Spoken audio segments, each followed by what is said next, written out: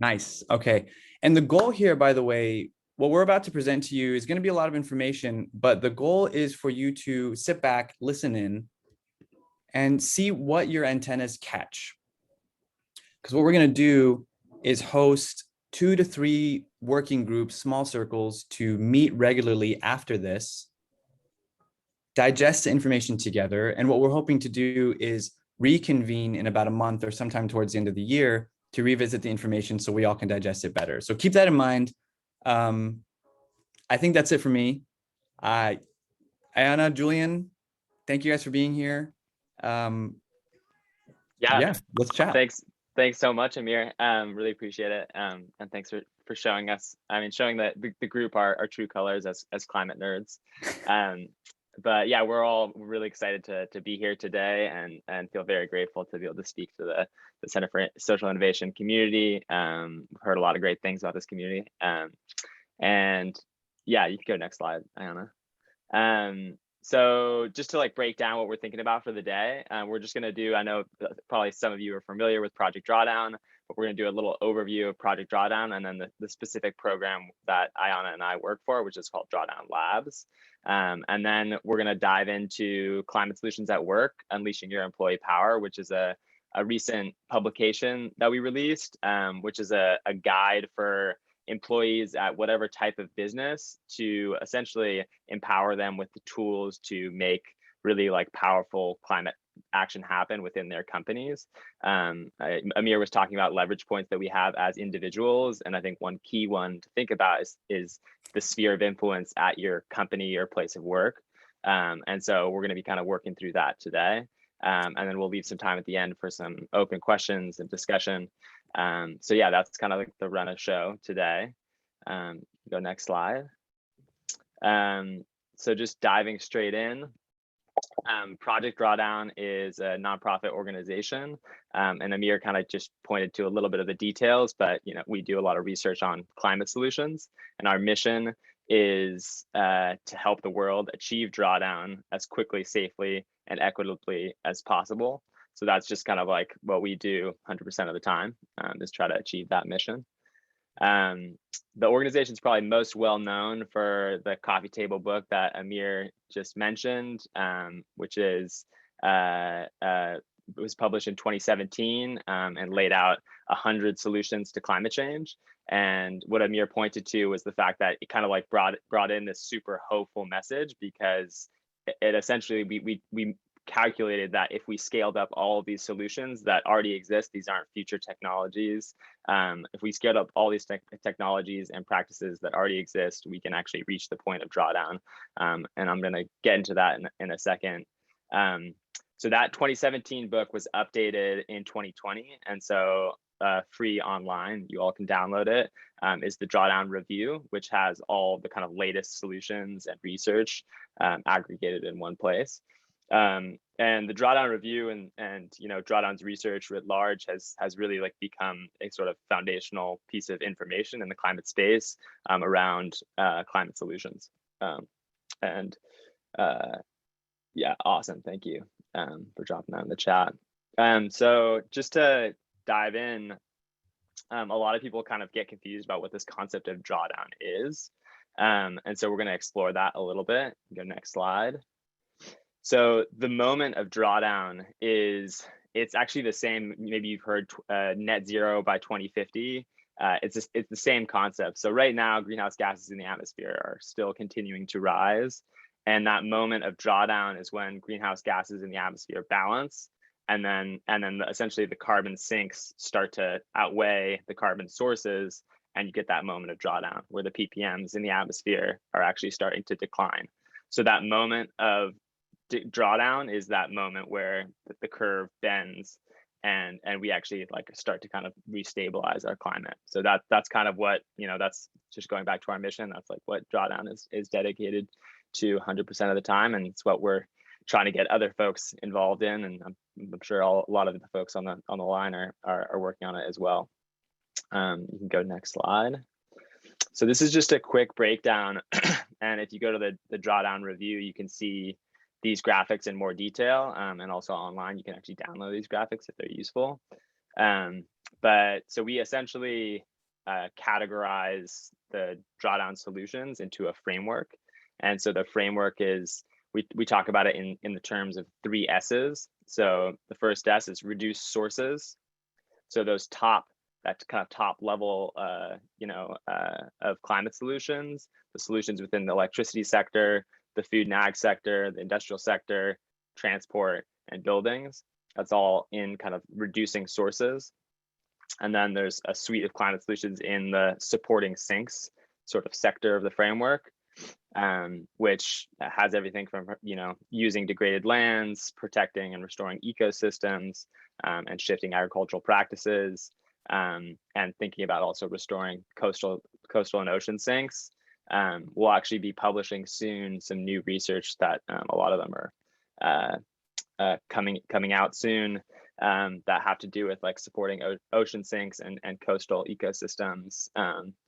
So that's some exciting stuff in the works. And then the last S, which is super important, is improving society.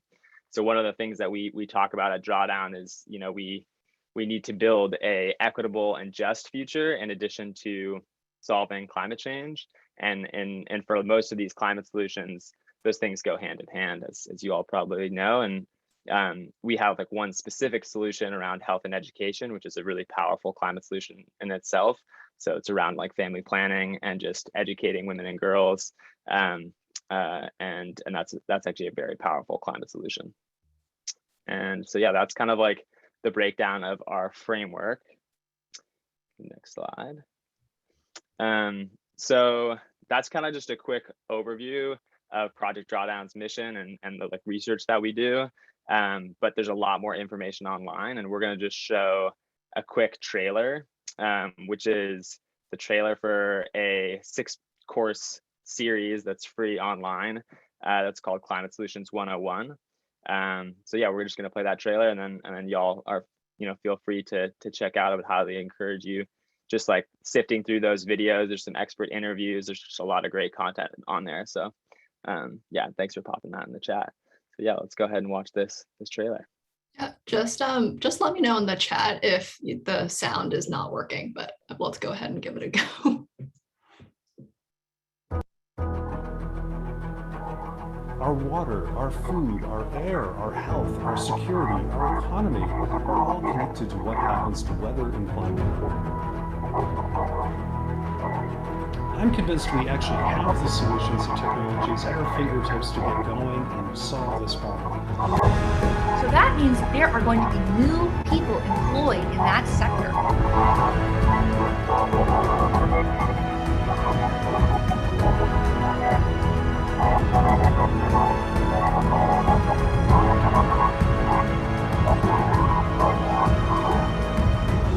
We get to build the future we want. It hasn't happened yet. The future is ours to choose.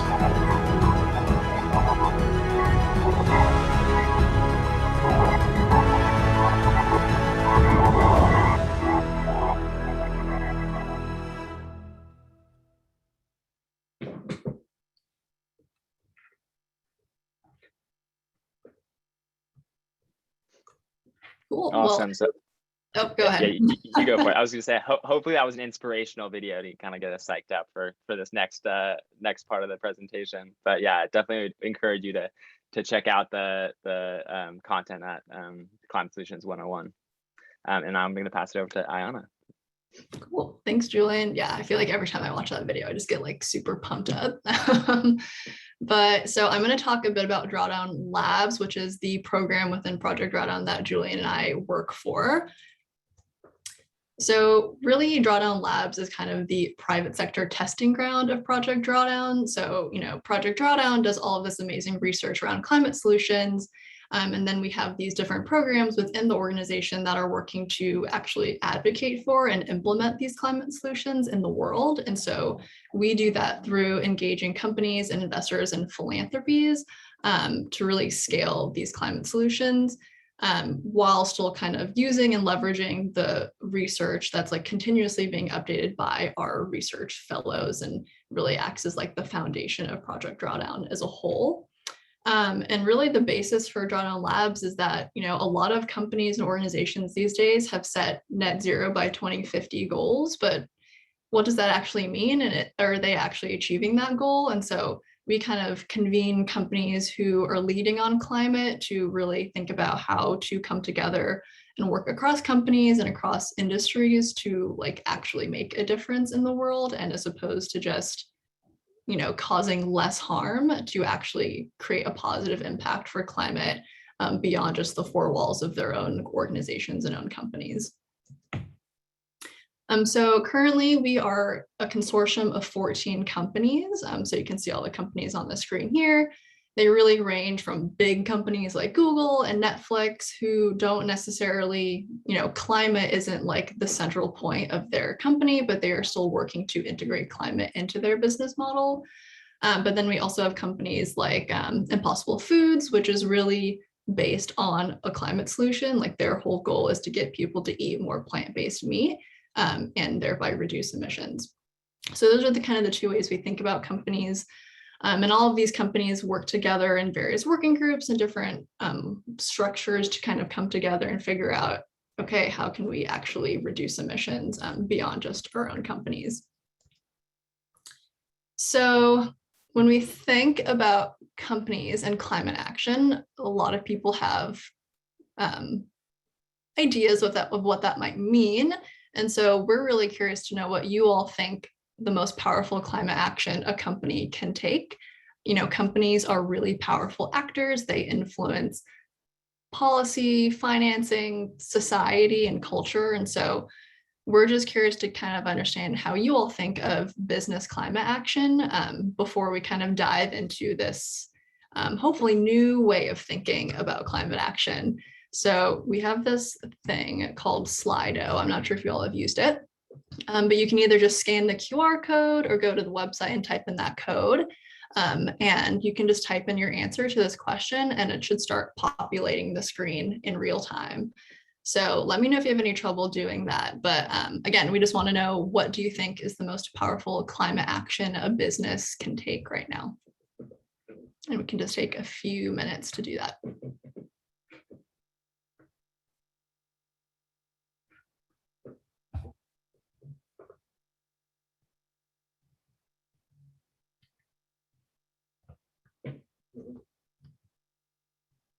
All right, banning plastic, challenging your supply chain to decarbonize, policy advocacy, working together by bringing vendors, clients, partners, and employees together, accounting for scope 3 emissions and establishing themselves as industry leaders, switching investments and treasury to SRI, ESG, fossil fuel free portfolios. Very good. Yeah, consider all stakeholders, not just shareholders. Super important. Climate risk, switching investments, purchasing green energy, supporting women and girls, stopping greenwashing, government regulations, decarbonize your company and clients. These are awesome. Yeah, these are great. I feel like we don't even have anything to tell you all. You guys already know it. Provide transparency. Yeah. Awesome. Cool. Oh, I can even scroll down. This is great.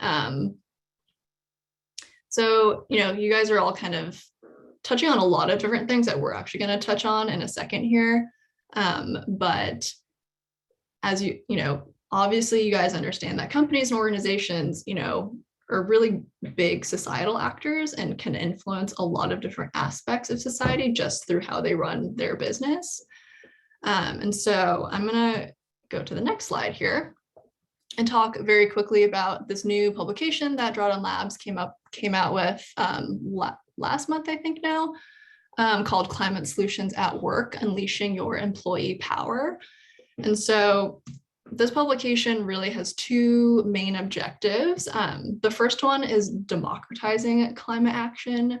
So at Labs, we really believe that every job should and can be a climate job. You don't necessarily have to like work for a sustainability team to work on climate, and you can integrate climate into your job, whether you are a marketer, a designer, an ops person, human resources, whatever department you can work in, you have leverage and you have like unique responsibilities that you can integrate climate into.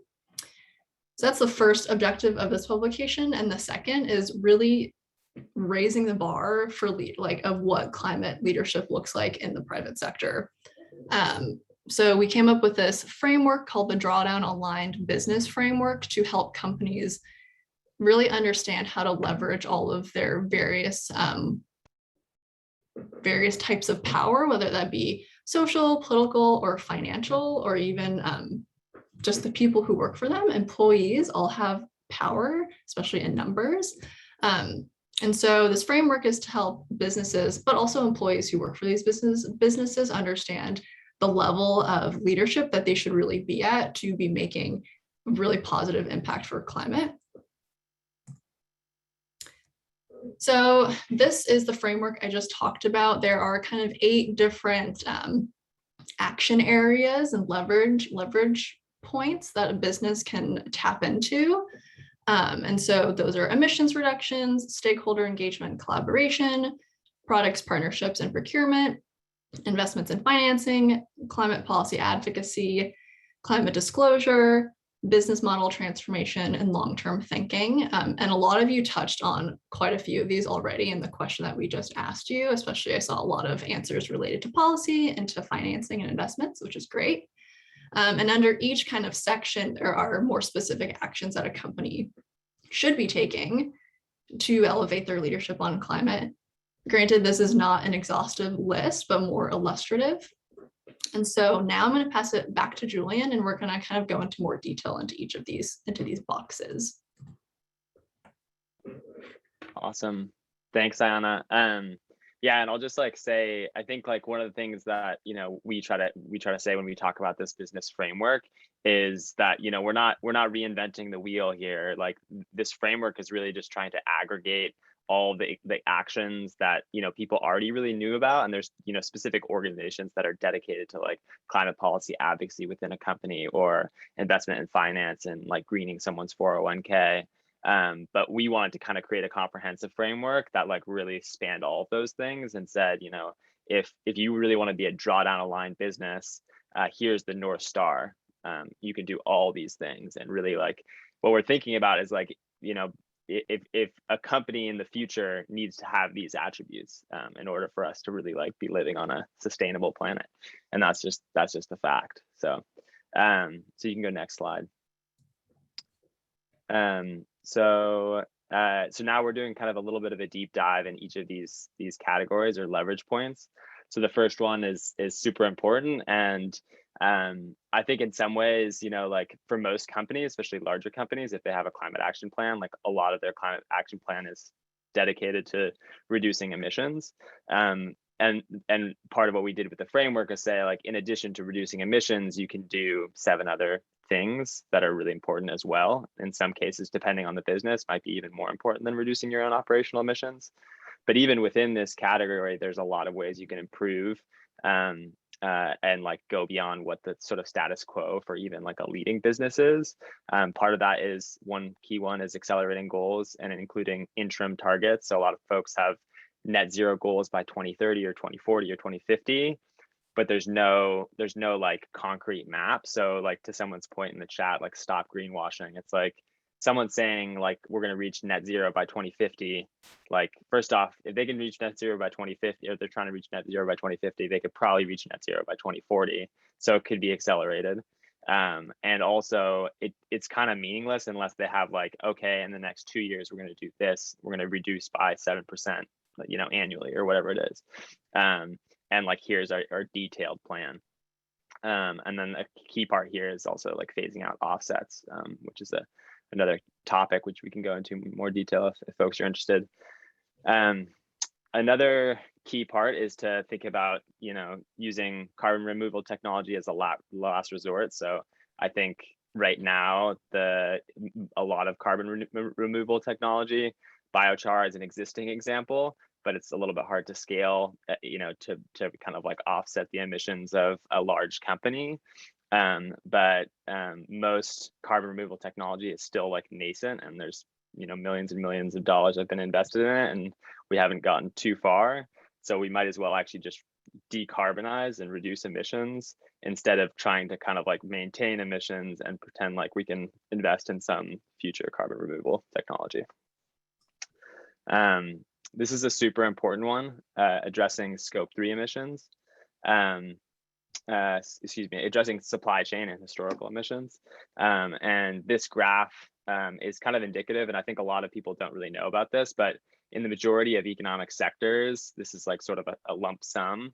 The scope 3 emissions, so the emissions within your supply chain, actually like vastly outweigh your scope 1 and 2 emissions, which are more of your direct emissions. So scope 1 is the direct emissions that you use like on site within your facility, and then scope 2 is essentially the emissions associated with the electricity and energy use on site. So those emissions aren't necessarily happening on site, but those are like kind of packaged in scope 1 and 2.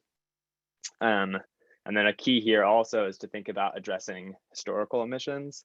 So there are a few companies that are thinking about this, but that's kind of like addressing historical emissions is really key from an equity perspective, because if you think about things like, global north countries and companies have, used a much larger portion of our global carbon budget.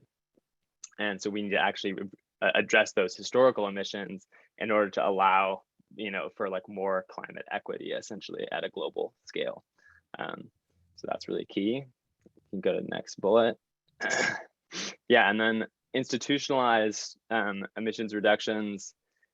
This is super important because I think like, and there's a variety of different ways to do it, but you essentially want your company to like, be making decisions, and we're going to get into this a little bit later, but that are like really pointed towards emissions reductions and sustainability. And so implementing things like a social cost of carbon into your decision-making frameworks or an internal carbon tax is like a way to like institutionalize that. So your decision-making frameworks are now kind of like pointing you in this more sustainable direction. And then finally, embed climate justice. So when we think about like emissions reductions and climate action and offsets, there are obviously implications for local communities and marginalized communities. And so making sure that when you're making these decisions, you're making them from a kind of climate justice equity perspective. So that's key. So the next leverage point is stakeholder engagement and collaboration. So one of the like kind of core tenets of this guide is that we really believe that employees need to be kind of part of the change making process. And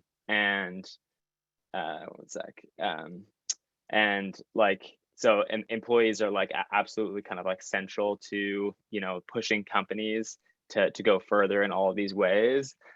So I think within a company you need to like create the space and like essentially the like capacity and like kind of a safe environment for employees to be able to state those opinions and like actually help to push the company forward. So engaging employees is super important. You can go to the next bullet. And then this is sort of like a tweak off that same one, but essentially like, and Ayana was getting at this earlier around making sure that every job function within an organization has like sort of a pathway to be a climate job. So you don't have to have like climate or sustainability in your job title to take climate action, but if climate action is sort of like embedded in the culture of that organization, then each employee can be kind of like emboldened or empowered to kind of find how within their specific job function, whether it's marketing or government affairs or HR, that they can kind of like carve out and figure out what's their climate action. And I think like our guide is not exhaustive of all of those actions, and so it's really trying to kind of invite folks to sort of interpret and build out those actions within their specific job. So you can go to next bullet. So yeah, ensure the board is climate competent. This is a super important one.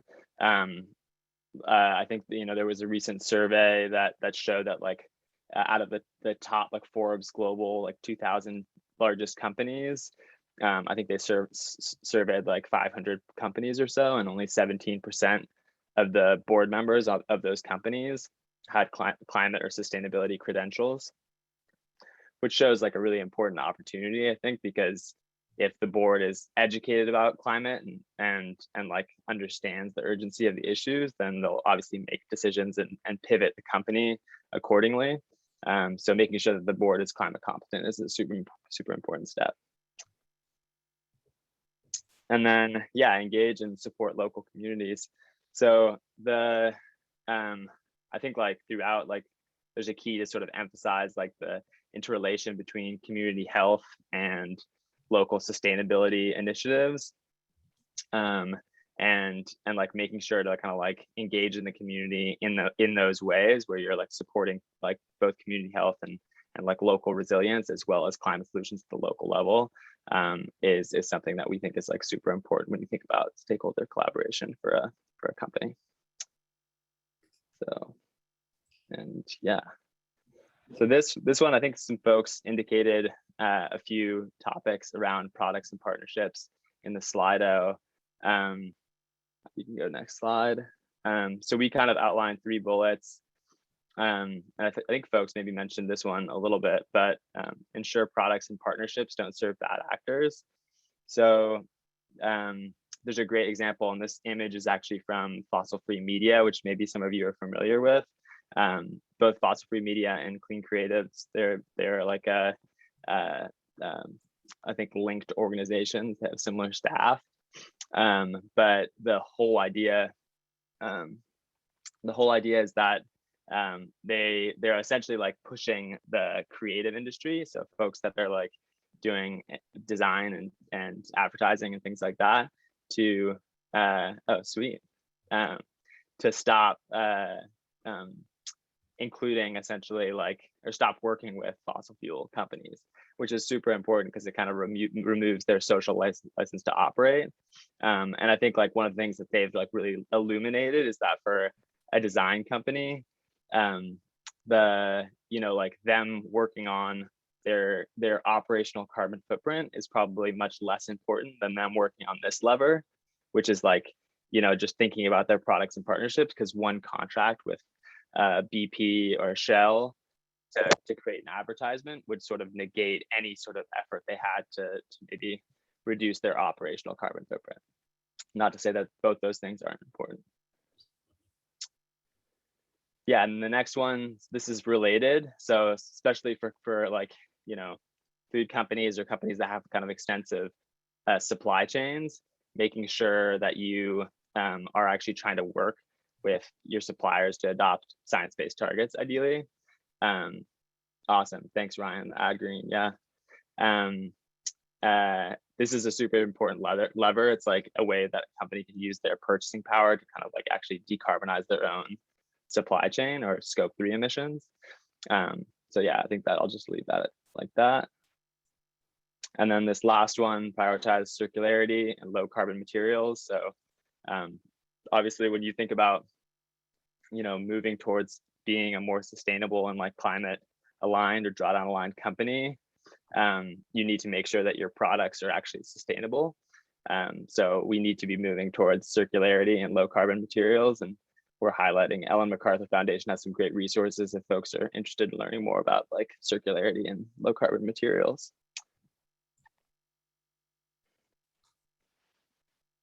Awesome. So yeah, this next lever, investment in finance.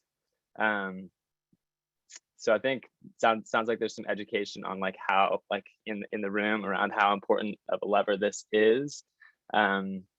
There's this graph here is pretty amazing. So and a little bit scary. So according to Project Drawdown's financial assessment, we need to increase like this is on the global scale. We need to increase global climate finance by 8 times in order to essentially like stay between the 1.5 or 2 degrees scenario. So you can see that orange line on the bottom represents the last, 7 years of climate finance, and we're way down below $1 trillion, which is pretty scary. And then, and so like, yeah, we essentially just need to increase that in all these ways. And one way is thinking about like how businesses invest their money.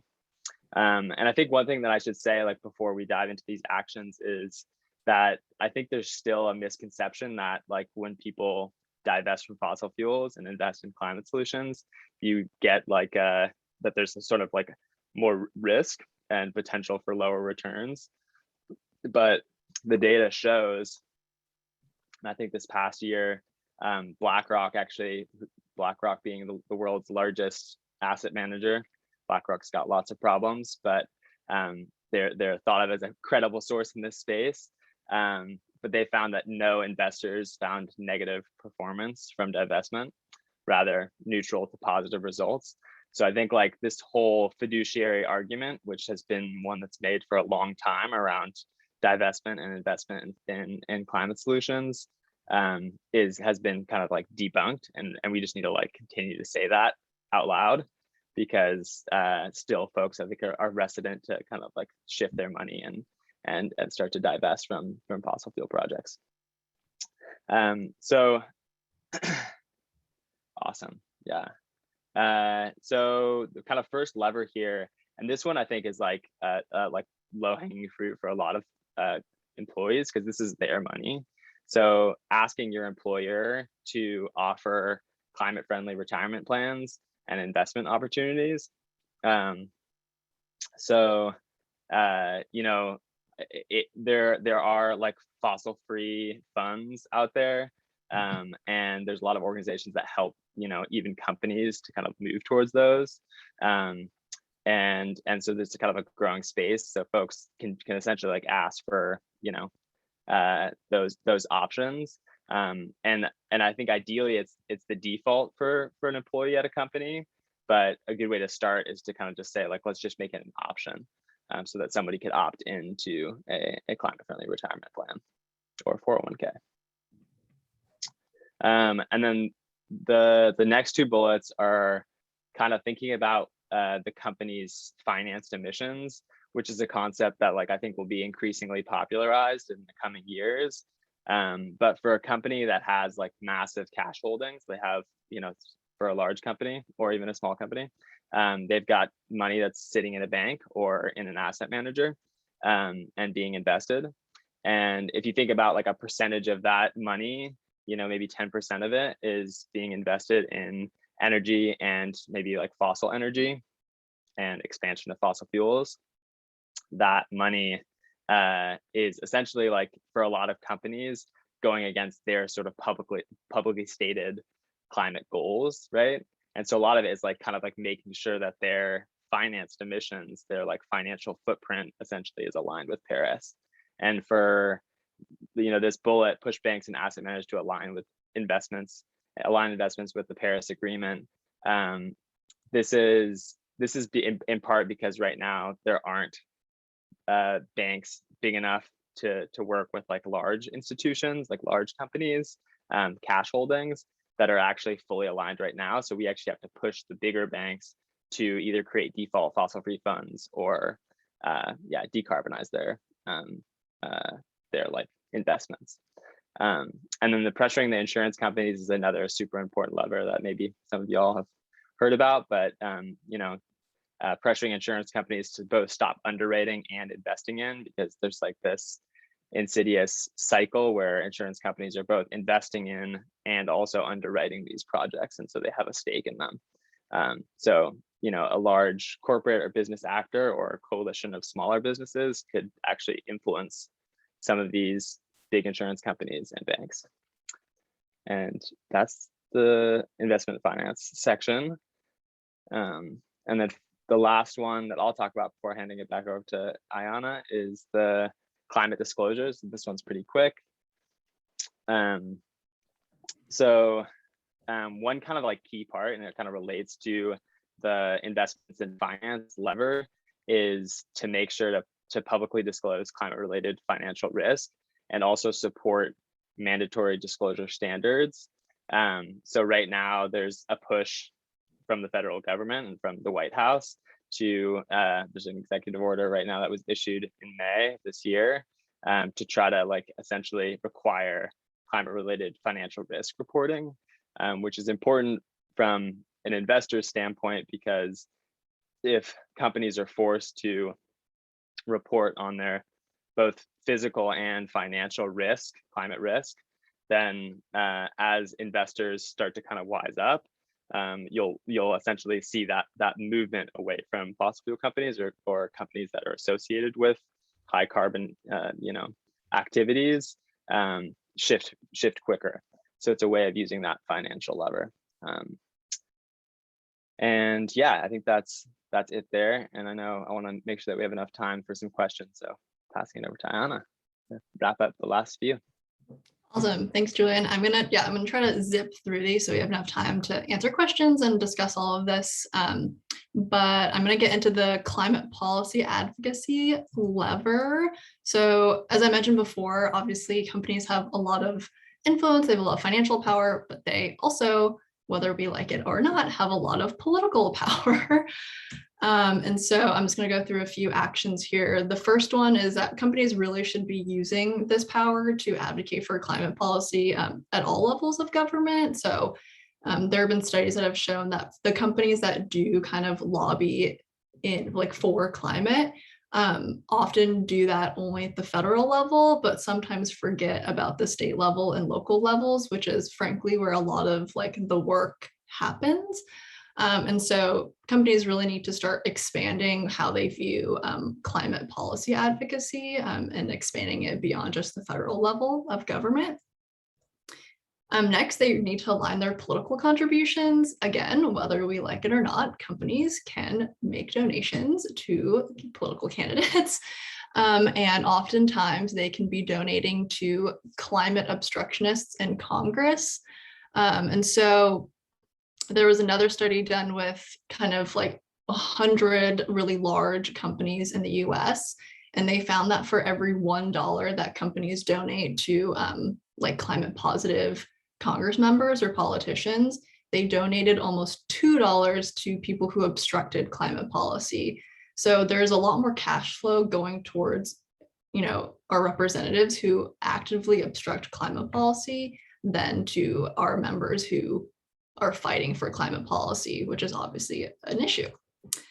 And then companies also lobby a lot, and they need to align their lobbying dollars on climate solutions as well.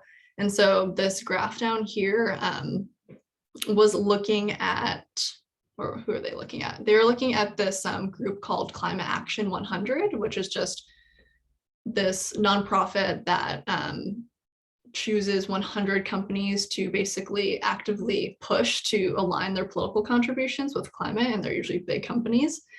And so they looked at those companies and they found that the vast majority of them were either totally misaligned with the Paris Agreement or only partially aligned with the goals of the Paris Agreement. So that means that the way that they're lobbying is going against climate action, and only like 10% were lobbying aligned with the goals of the Paris Agreement. And so those lobbying dollars, again, need to be totally shifted to be aligned with the goals of the Paris Agreement. And then lastly, companies are, part of trade associations. So there's like the Chamber of Commerce, there's the National Manufacturers Association, which are two really big ones, but they're really trade associations for like every industry. And those trade associations lobby on behalf of all of the companies in their association. And so, it's been seen quite a few times that a company that has stated climate goals, who might be doing really well on climate action, is actually a part of this trade association that is actively lobbying against climate policy. And so there's a bit of a mismatch there with companies' goals and actions with the actions of their trade associations. And so companies really need to push their trade associations to align with climate policy, or they could also just leave the trade associations completely if the trade associations aren't agreeing to to promote climate policy. The next lever is business model transformation, which can seem a little bit nebulous, but basically what it means is that, companies are making every, day-to-day decisions, and often those decisions, people aren't thinking about climate, but a drawdown aligned business would be integrating climate considerations into every part of their business. And so this photo to the right here is from this workshop that we did with an organization called Code 21, where they basically worked with this company in the healthcare profession, thinking about all of the different ways that their company could start to kind of transform their business model and their offerings to be aligned with climate solutions. And so it's really not just about like integrating climate into day-to-day decision making, but it really is also about like totally transforming your business to be in pursuit of a livable and stable climate, and shifting your business model to be focused on scaling climate solutions, and then phasing out parts of the business that does not serve that. And so I think Julian talked a bit about like phasing out parts of your business that are serving fossil fuels. That's kind of related here, but not just phasing out fossil fuel usage, but also actively phasing in climate solutions. And then the last thing I'll talk about is long-term thinking, also a bit nebulous. But really what it means is that companies really need to just start valuing long-term thinking and the long-term health and safety of people and planet over short-term profit, and prioritize building a just climate future for everybody. And so there really is a lot of shift in thinking right now around kind of our current economic paradigm, and a lot of companies are starting to integrate human and ecological well-being into their idea of like business success, understanding that really, nothing exists in a vacuum. And then there are lots of alternatives coming out now to our current economic paradigm. So the one on the screen here is called donut economics, which was created by economist Kate Rayworth. And really what it is just a visual economic framework, saying that we must live within the donut. So everyone's social needs are met while we're still living within the boundaries of a healthy planet. And so in order to live within the donut, companies really need to start thinking outside themselves, but even also like beyond their own timescales. And so a good visual representation of that is this graphic here, which is from the book, How to Be a Good Ancestor. So this is looking at all of the people that have existed 50,000 years before today and all the people that will exist 50,000 years from now. And as you can see, it's actually very this graphic always gets me because it just shows that we're a blip. Like the people that exist right now are a blip in like the grand scheme of things, and trillions of people are going to come after us that the decisions we make today will affect. And so I just think this is a super powerful graphic just to kind of show the importance of long-term thinking, and that it's not just good for the planet, but it is also actually good for businesses in the traditional sense, for revenue growth and for sustained investment, which a lot of studies have shown. And so I'm going to stop because I know that we're going way over right now. But we have some discussion questions for everybody. We would just love to know in general, like what stuck with you from this presentation. We want to know what resonated with you and maybe resonated with what you do at work. We would love to know how this CSI community specifically can engage with some of the content we just showed you. We'd also love to know if anyone here would be interested in adapting this resource for small businesses or self-employed people.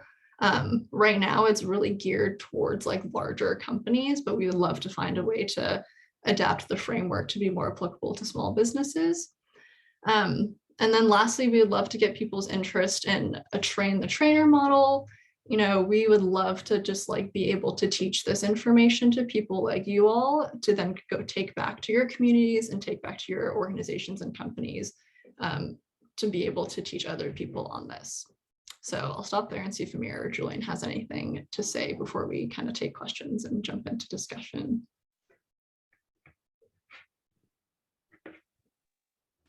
Yeah, thank you guys very much for this. I know this is I'm always a fan of listening to these things over and over again, because just like a movie that you watch a couple times over, you just something else jumps out at you every once in a while. You're like, oh, I didn't catch that the first time. And I know for me, as someone who has a side project of creating a line of reusable tote bags out of recycled material, now I'm thinking about my level of stakeholder engagement. I'm thinking about having different kind of conversations with my fabric supplier, and what is my drop shipping service, and what kind of things are they thinking about? Are they aware of these sort of things? Do they know about accounting for their scope 1 emissions and their scope 2 emissions and 3 emissions?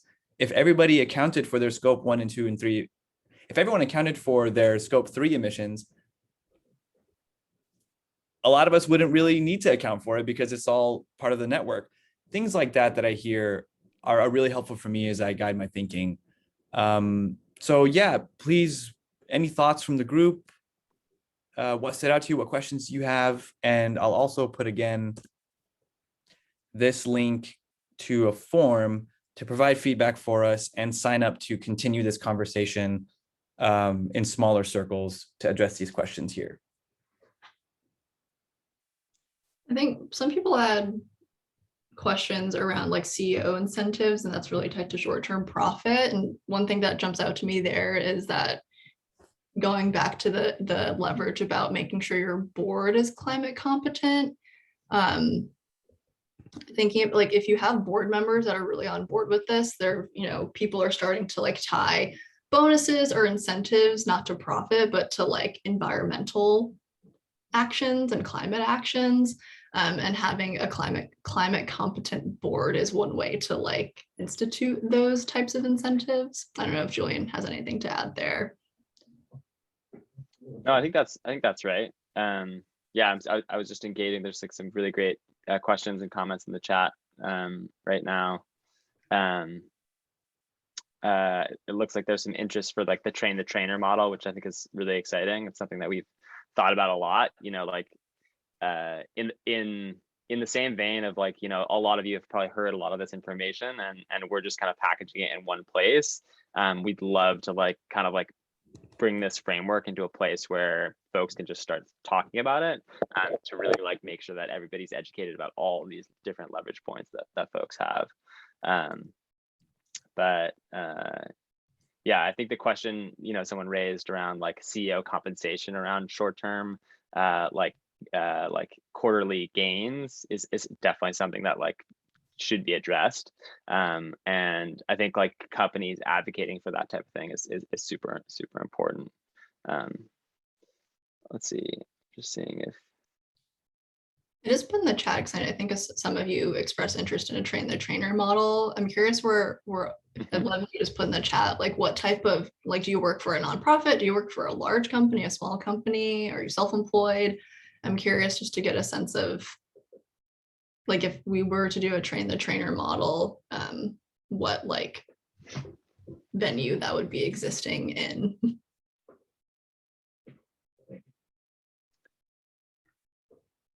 Yeah, while people think about that, to Randy's question, have you thought of aligning your work with the United Nations Sustainable Development Goals? Our colleague, and we can try to find this and put this in the chat, but our colleague Chad Frischman did like a kind of crosswalk of the Drawdown's climate solutions framework, which we talked about at the beginning of the presentation, with the Sustainable Development Goals.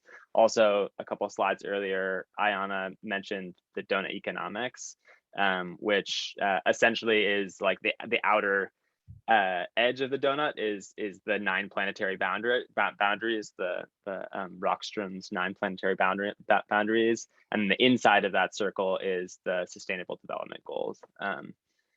So we're talking about the Sustainable Development Goals in that sense. So in that sense, we are kind of aligned with those goals. Yeah, just to flag Ayana's question again, I'd love to hear kind of like from the folks on the call. It seems like we've got a lot of knowledgeable folks, but do folks work at nonprofits or small businesses?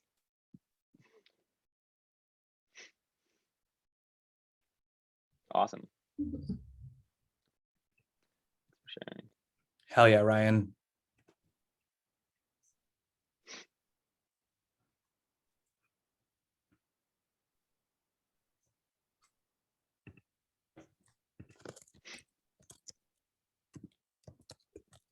Yeah, this is great. Looks like we have quite a variety of the types of places folks work at.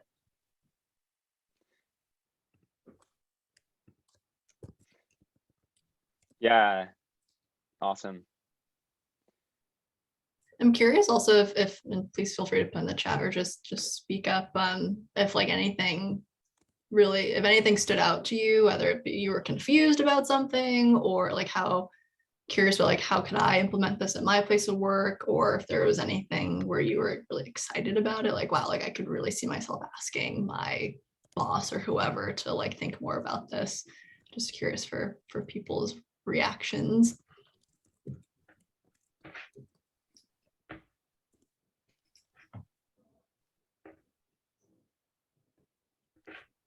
And while folks think about that, I'm just going to pop this in the chat. That's the guide. That's like the full 43-page guide that has a lot of this information that we covered today. And just wanted to flag that in the guide, within each of the sections, there are resources for action. So we link out to different organizations that are doing great work and have resources, and including a lot of the folks that folks have, or a lot of the organizations that folks have talked about in the chat, like B Corp and stuff like that, as well as Clean Creatives, but in addition to like many more resources. So if folks are excited about one particular section and wanting to learn more, you can go to the guide and check out some more resources there. Another thing I'll note, like in the guide, in like some of the first few pages, we outline a few ways that you can like wield your employee power. I will say our guide is more focused like on the content of like what you might like ask for at your job, but we do have one page kind of overviewing ways you can actually do that. And so those are things like find relevant colleagues in your organization who are also interested in climate, or join a green team that might already exist at your job, or maybe create a green team.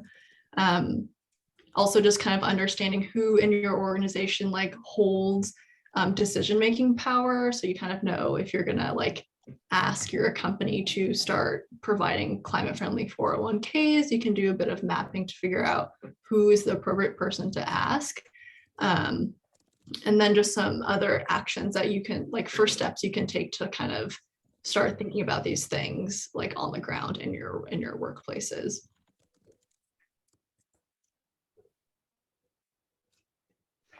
Yeah, I can screen share the guide really quickly here. Unless Julian, if you already have it up. I have it up. You want me to? And y'all, we're definitely coming up on time here, but if whatever energy is still around in the group, please hang around. This is wonderful. Yeah, so this content will probably look somewhat familiar. But yeah, Ayana was just mentioning kind of this like first section is like the get to work. We give a little background on our climate solutions, and then but like just kind of talk about how a little bit of like the status quo, and then talk about sort of how employees can sort of get started, and doing things. I mean, this is like pretty basic, but doing things like power mapping and starting green groups, and like really just making sure that you have from both like a job security perspective, and then also just like an advocacy perspective of like making sure that there's buy-in amongst your colleagues, and depending on where you're at, like some you might be kind of earlier or way far developed in terms of like the sustainability journey. And I think like wherever you are on that journey, everybody has like kind of steps to go forward. Because like, and then one thing I don't think we really mentioned is that this sort of framework that we established it's kind of like a North Star that hasn't been reached by any company. Even Project Drawdown as a nonprofit organization is working constantly to try to make sure that our like 401ks for employees that work for our org are more aligned with investing in climate solutions. And the space is changing so fast, like everybody needs to be kind of continuing to push. Yeah, but yeah, any other questions, feel free to come off mute and just questions or comments.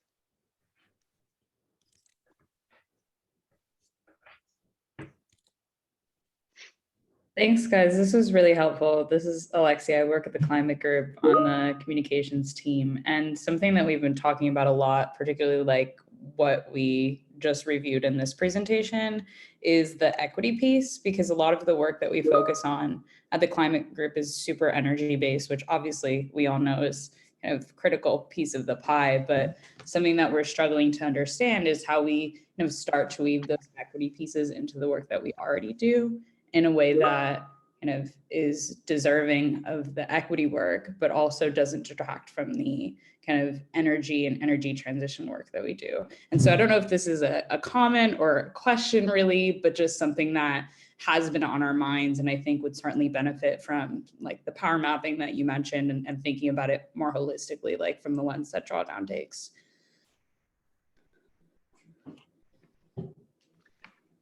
But yeah, just found this super helpful in general. So thank you. Awesome. Thanks so much. Yeah, I think that's a great question. I think like, we probably could do more work to incorporate equity and weave it through this guide too. I think there's like, I think that there's a lot of, in my view, like the more we interconnect issues of equity and climate justice into climate solutions and global health and sustainability, the more powerful they will all be. And I think there's like an increasing awareness of like just totally breaking down that like dichotomy. They've got the same roots of the problem, and a lot of the solutions are the same as well. And yeah, that's a great question, and thank you. I think there are also some like more justice and equity and like anti-racism resources in the long-term thinking section, because we do touch on there kind of like Julian just said, when like you think about climate, like you cannot think about climate in a vacuum, and you have to think about the intersectional nature of climate and other social issues. And so I know there's some resources in that section of the guide as well around this. And yeah, you can definitely just like deep dive into like each specific action we talked about. Like each one has like justice and equity considerations that we didn't outline, but definitely should be outlined. Yeah, it's just a great thing to note. And I think who else had a question? Lloyd had his hand up. Hello. So I just wanted to introduce myself as well, because I'm hoping that actually I can get back into the sort of the drawdown discussions. So I wrote in the chat earlier, I'm one of the founders of Drawdown Markham. So I had started with Drawdown people in Caledon and then Toronto, and then decided to start my own group.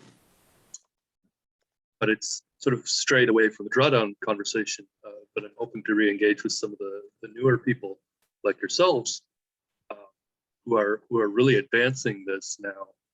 So I did write in the chat that maybe next year we might be able to re-engage back into that drawdown discussion. I'm right now in conversations with the gentleman about developing some protocols. So there's the possibilities for businesses to be able to adopt various protocols. We actually call the PAGI protocols. So payments for actually global goals implementation. So that actually ties in again to the sustainable development goals, which of course end are supposed to be achieved in another 8 years or so by 2030. So it really isn't that far away. So we're actually working on a framework right now, and I put it into the chat the link to our IGU summit, or the Indigenous Global Unity Summit, which is important, I think, here in Canada because of the process of reconciliation with the Indigenous people, and it's a conversation that's happening elsewhere in the world. So we are partnering with people in especially marginalized communities in the United States, as well as in Africa as well, to see if we can find some equity focused solutions to achieving drawdown and climate action. So I'm hoping to really have an ongoing conversation with you folks as well. Yeah, that's awesome, Lloyd. I actually just put in the chat, we have a new program called Drawdown Communities that you might be interested in. It's kind of focused on implementing the drawdown solutions at the community scale. So with Drawdown Markham, you might want to check it out. It just started, so we don't have any resources yet, but just something that you might want to stay plugged into. But yeah, that's awesome. Thank you. Yeah, and I think hopefully Amir can share or all of our contact information. So if there are follow-ups, folks can reach out via email as well. Yeah. I noticed, Uri, I noticed that you came on camera for a moment and you were off. Did you have any thoughts or anything you wanted to share?